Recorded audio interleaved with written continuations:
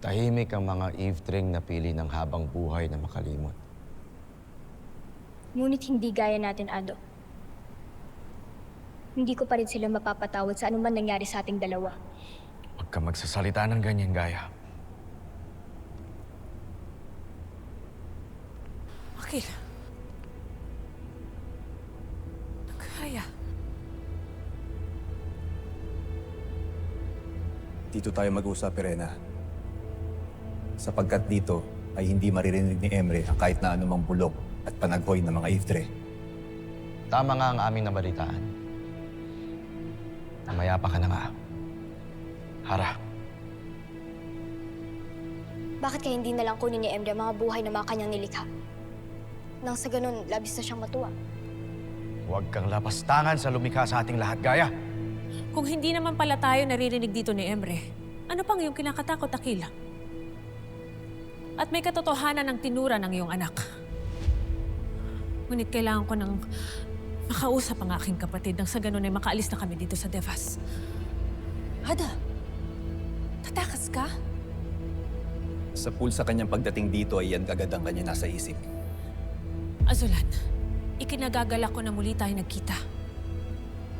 Lalong-lalo ka na, Mira. Ngunit batid nyo na may mga naiwan akong tungkulin sa Encantadia na hindi ko maaaring ipaubaya sa iba. Ada, batid mo ang kahihinatnan kapag sinuway mo si Emre. Maaring dakpin ka ng mga halimaw mula sa balaa, kaya nakikiusap ako. Huwag mo nang ituloy ang iyong nais. Hindi ako natatakot sa mga halimaw sa balaak. Lalo pa kung kasama ko ang aking kapatid. Anong laban nila sa amin? Huwag mo na ituloy ang iyong binabalak, Pirena. Lalo na't hindi ka makakapasok sa lugar nila. Kung gayon, ako na lamang mag-isa ang aalis. At paano ako, Ada? Iiwan mo ako? Kahit na batid mong habang panahon tayo maaaring hindi magkikita? Yan ba ang iyong nais? Mira, ikaw ay matagal ko na ring sinanay. Kaya't may kakayahan ka upang ako'y matulungan sa aking misyon. Bakit hindi ka na lang sumama sa akin? Sasama ako, Ashley. Tumahimik ka, Gaya. Walang sasama sa'yo, Pirena. Lalo na't mabigat ang magiging parusa. Nasaan ang inyong malasakit at pagmamahal sa Encantadia? Gusto na, Pirena! Ada, nais kitang samahan. Ngunit higit na kailangan ka namin dito. At kailangan kita bilang aking ina. Hindi bilang hara na walang ibang minahal at kinakatakutan. Mira!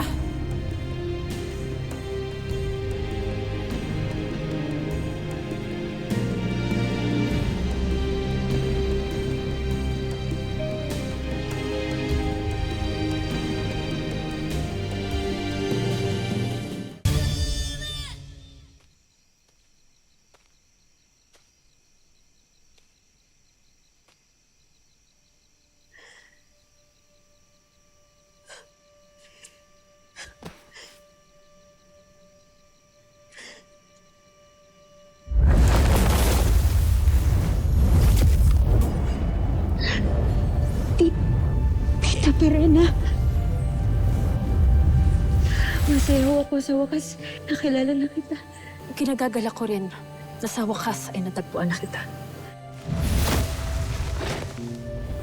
Isiwalat mo na lahat ng mga kalokohan ni Gobernador Emil Salvador. Kundi ikaw mismo ang masusunod. Makakabuti para sa iyo na lisanin ang mundong ito at ikaw ay sasama na sa akin.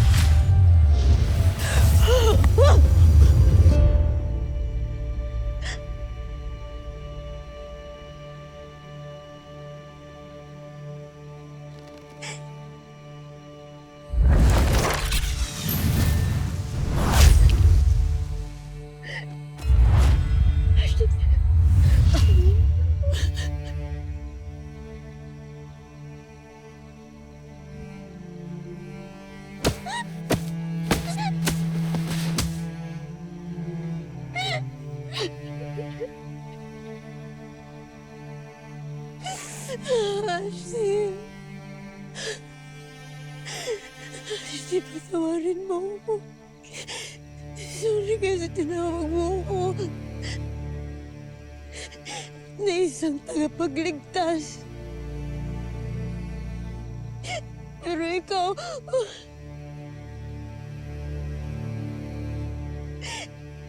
ikaw hindi man lang ka na nagawang iligtas.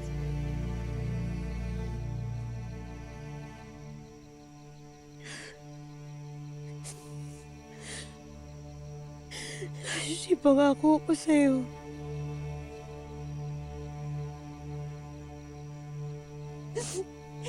Bibigyan ko ng katarungan yung pagkamatay mo.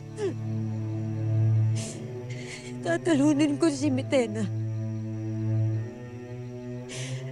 At lahat ng mga masasama na katulad niya. Kagaya ng nakasaad sa propesiya. Promise. Saka Ashley, kung naririnig mo ko, tulungan niyo po ako na mapaliwanagan ko si Samara. Hindi pwedeng mapalayo yung loob niya sa amin, lalo ngayon.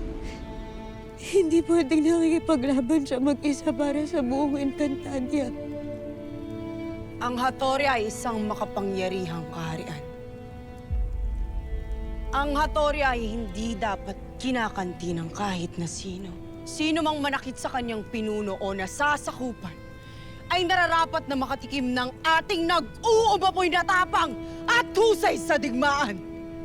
Sino sa inyo ang handang ipaghiganti ang kamatayan ng aking ada? Kami!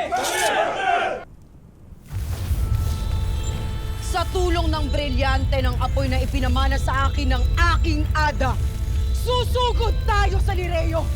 Papaslangin natin si Mitena at ang lahat ng mga mini-abe!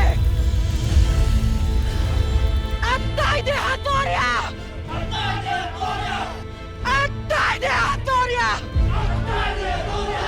Atay de Hattoria! Atay de Hattoria!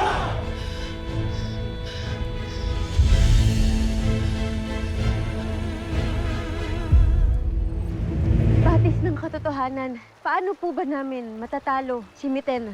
Tanging dalisay na pag-ibig ang makakatalo sa reyna ng Encantadia.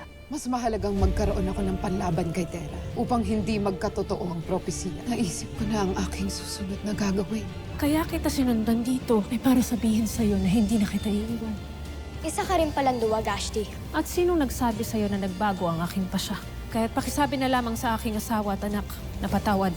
Ano man ang mangyari, ay gagawa ako ng paraan upang balikan sila dito. Hintayin mo ang aking pagbabalik, Encantadia.